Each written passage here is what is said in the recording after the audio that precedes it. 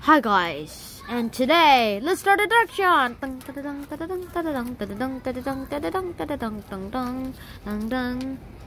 Robert, Louis, Stevenson. Oh yeah. Then let's get started with today's episode of Doction. And I realized I haven't created a playlist of Doction yet, so I will create it eventually in the future. And I actually am going to promise that. I'm not going to break the promises I did with my 100k special, but ignore that for now and let's get started. Hi guys, and I am outside, but not where you think I am. I like here. I am here at a camping trip, and this is our camping car. There are a lot of others, and we are just about to eat some meat.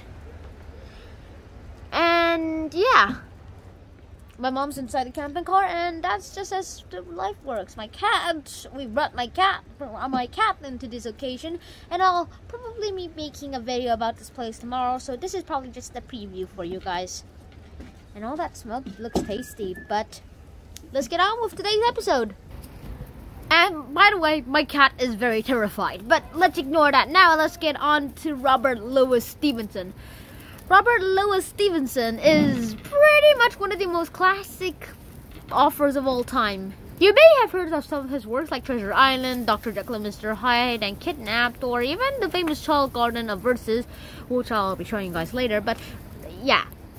Unless you didn't pay attention who the author's name was, like me, then you would not have known. Then you would have known that this is Robert Louis Stevenson who wrote all those books.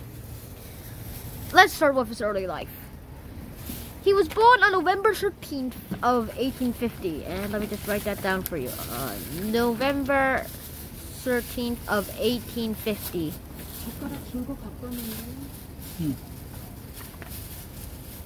Oh, 18th. Sorry, 18th. November 18th of 1850, and that it was when he was born. And he grew up. His father was a lighthouse engineer, and his mother was very religious.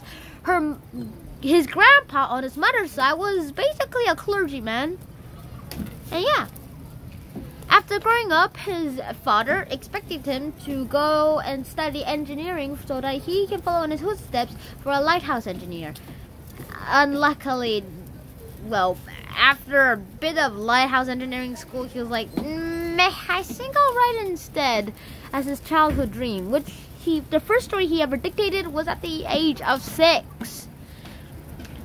Unless you've gone against what your parents wanted you to do, you'll probably know, but unlike rest, Robert's parents were like, okay, but a writer was not a very respectable career back then, so if it fails, unless you were successful, that is. But if you failed, then you need a backup plan. And he agreed. So he agreed to study. He wanted to write, but he agreed to study law first, so that in case his writing business goes like a boom,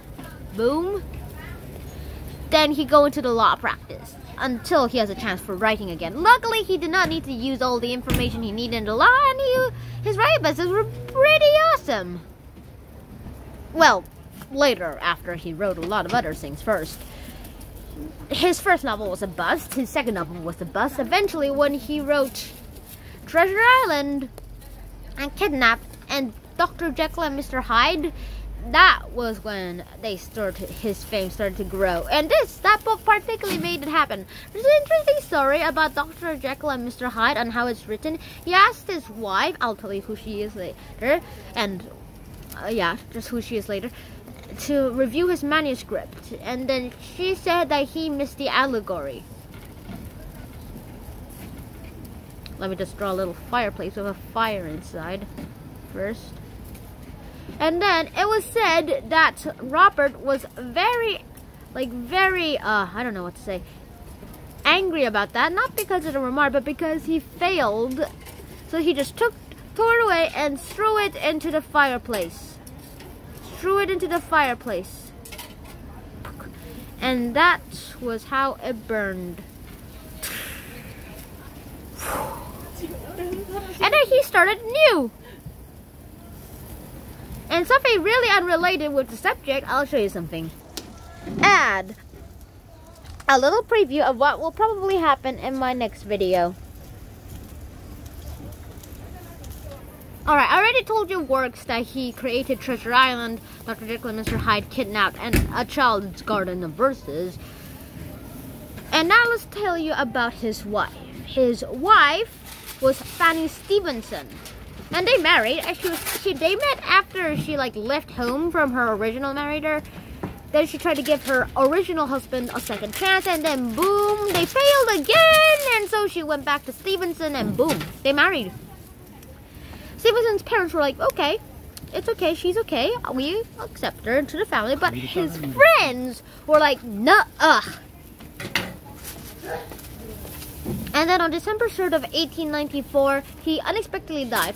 There are a lot of stories I've heard, but the most believable one is that while he was making mayonnaise, he heard, I guess, something, and asked his wife about if his face was a bit different, and then he just collapsed and died that same day on December 3rd of 1894.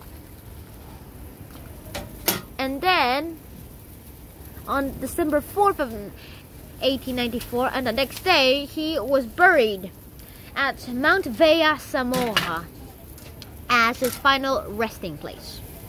And that is one of the most oversimplified versions of Robert Louis Stevenson's life. So, I hope you guys enjoyed this episode, because you probably won't get to see another episode like this one on the channel, unless you rewatch this episode, of course. So, before you do, please subscribe to this channel, like this channel, share this video to other people on this channel, and of course, ring the bell button. Share, bell, like, subscribe. No, which video? I recommend this one.